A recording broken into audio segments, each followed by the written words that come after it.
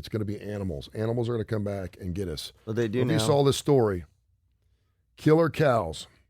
Cows? Yeah. Now it's cows. Well, it makes sense because we've been eating their ass for like how many years? Right. I had me a filet the other night, by the way. I mean, I will cut a piece of cow off and I will ride the rest home. I love some beef.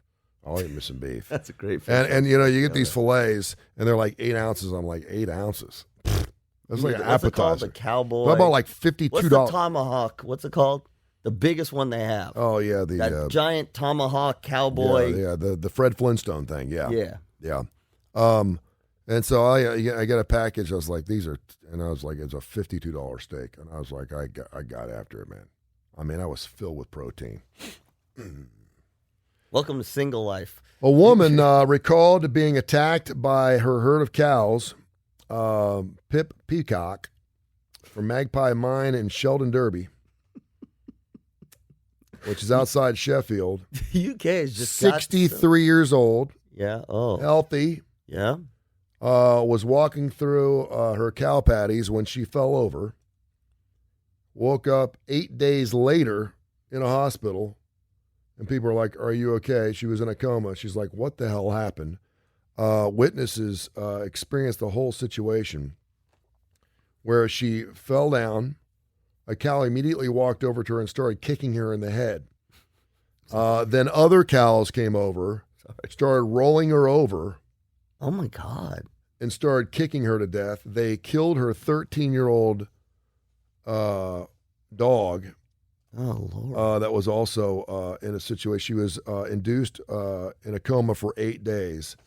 34 breaks in her ribs, a broken collarbone, broken shoulder ligaments, a broken finger, as well as serious wounds to her left leg and a broken right knee. Her black Labrador, 13-year-old, sadly died in the attack as well. Witnesses are saying that she fell over. You know, you fall over in a field of cows, unless it's bulls or something. Right. In a field of cows, you're good. Right.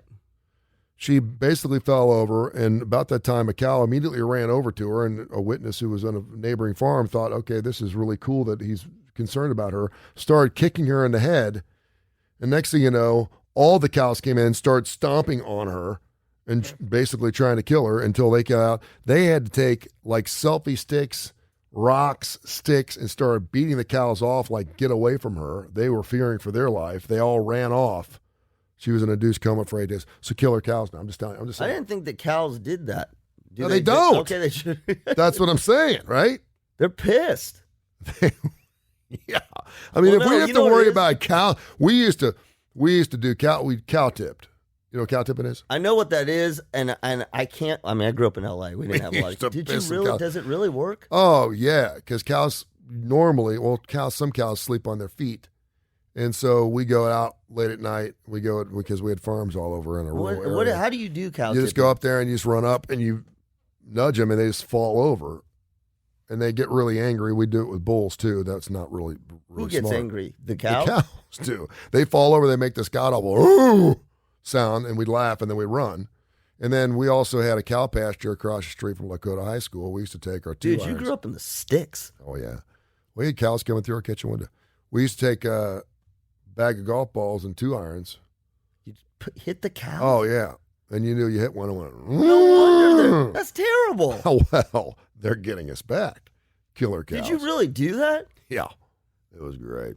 It was great. That's terrible. We got credit in golf class for it. Hit that right cow. I would assume that the It doesn't hurt them. I mean, it probably. Well, yeah, it does. Because they only knowing that we're going to eat them later. They've been waiting. How long ago? How many years ago was this? 20, 30 years ago? Yeah. Yeah, well, they've been waiting. And you know what they did? They got briefed by the cockroaches. And the killer hornets, everybody, it's a whole, you know what? This could be a Pixar movie. Here's the other thing, because I thought this was relatively new. They document this stuff. Cows have killed 74 people in the last 15 years in the UK. They're saying that this is the worst attack they've ever seen. She now has 17 titanium plates holding her rib cage together, is now raising money for the air ambulance charity that saved her life. Speaking of climbing poles. I'm fidgeting, by the way. I know you are. I find myself. You want a fidget popper?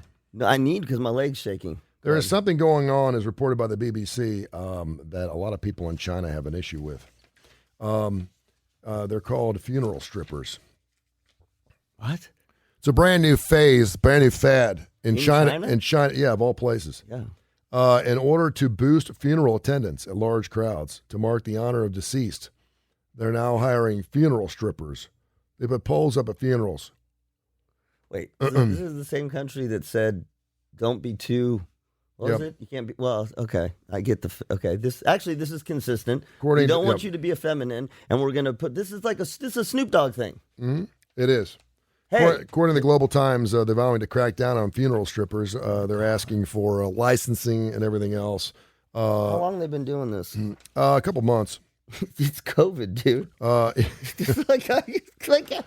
We got killer cows and funeral strippers in China. So this article came up with several other strange ways that people are celebrated when they die. Okay.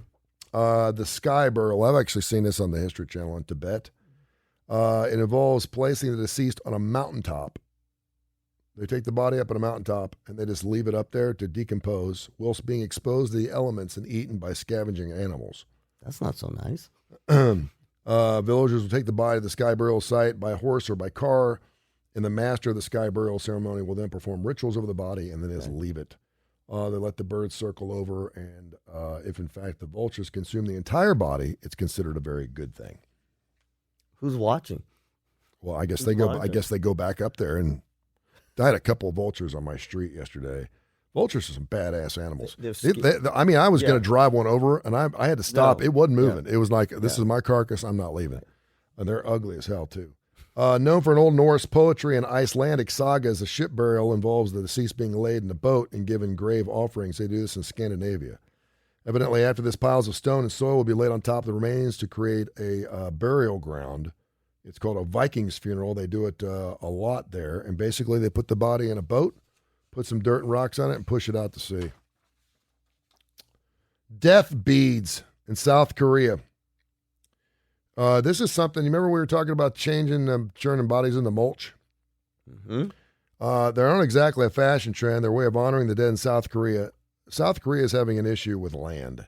Yeah. They have nowhere to bury anyone. Oh, jeez. They turn them into beads? Yeah, they turn their ashes and their bones into beads. And then you wear them? Uh-huh. Okay. The idea of death beads have gained popularity since the 2000 law that required anyone burying their dead after the year 2000 to remove the grave 60 years after burial so they could put another body in it because they're running out of room. Cultural changes have seen an increase in cremation rates, and the beads are seen as even more of a wholesome thing than creepy. In the Philippines. Oh, wait, there's more. They dress up their people like we do here. Yeah. In their best outfits. And they sit the body in a chair. What is it, weekend it? The body then will remain there for several weeks, often with a lit cigarette placed between the lips. What was the movie? What was it, Weekend at Bernie's. Corpses are also buried setting up, and women have their hands tied to their feet to prevent ghosts from roaming. It's weird. But they'll set the body up in a chair, put a cigarette in it, and it's nothing for people. As soon as the cigarette goes off, for someone else to light another one and continue to put cigarettes in their mouth. For weeks? Please tell me they're embalmed. Dude, okay. Is there more? Oh, yeah. Because we got to go on Fox pretty soon. But, that's... So far, that's the Igorite tribe of the Mountain Province in northern Philippines practice the tradition of burying their dead in hanging coffins. Although it only takes place every few years, the coffins are either tied or nailed to the sides of cliffs and measure only about 1 meter in length as the corpse is buried in the fetal position. Okay. They're small. There's a picture of it. And they bury them right on top of each other. Before taking for the burial, it is then wrapped again in a blanket tied with a rat and leaves while a small group of men chip holes in the sides of the cliff to hammer in the support for the coffin.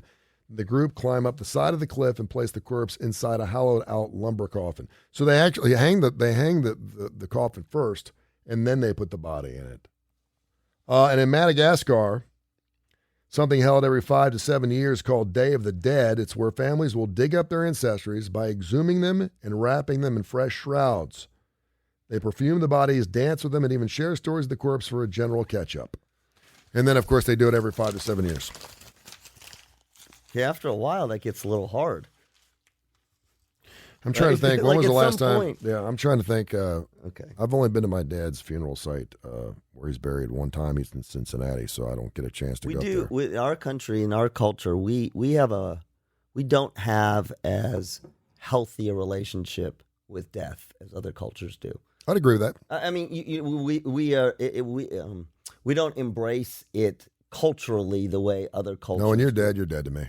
Well, no, but that's what I'm saying. Like even just like the Day of the Dead and that we just that's not us yet. The bead thing, the Philippine thing. Like I just get that. If you can do that, listen. Well, that's psychologically. Like keeping ashes in an urn on top of the fireplace.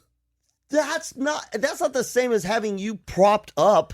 That'd be like if you, God forbid, you should pass away. I would do the show, or vice versa, and you'd have a cigarette in my mouth and your mouth, and you would just do the show. Funeral stripper sounds kind of fun. Oh yeah. Now, I've always talked about having, and people have done this. This is a thing. I think they do it in your neck of the woods out on the West Coast, where they have live funerals, where they're like, they go to a funeral and go, this is a hell of a celebration. There's good food.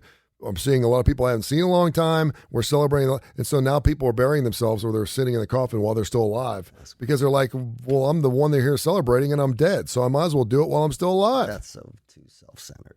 That's like self-centered. And they sit there and you look in the coffin, they wave back at you. That's what is it? And you really look good because you're not embalmed. Sacrilege. Don't do that. Like you don't get to have a party. You don't get to have the party until you're dead. You can have a party. You can have a let's celebrate me party. We do that. We do that now. What do you mean? When some dude turns 90, what do? We have a big ass party because we figure he ain't gonna be around much longer. Yeah, okay. So it's not a birthday party; it's a funeral party. Don't fake a funeral. To me, that's. Do you think 90-year-olds know that? That's dealing with bad. That's bad juju. You don't go there. When you're like 90 years old or 80, and people don't think you're going to be around much longer, 82nd, 83rd, sometimes it's not even a round number. It's like 84th. And the health is declining, and you because it's going to be another year. Are they going to make it another year? Yeah. And you're having some major ass 83rd-year-old birthday party. You don't think that 83-year-old knows what's going on? Oh yeah. Why are we having a big party this year? We didn't have a party last year. Well, they know. So every year the party gets bigger and bigger because they know it's probably going to be our last one. That's right.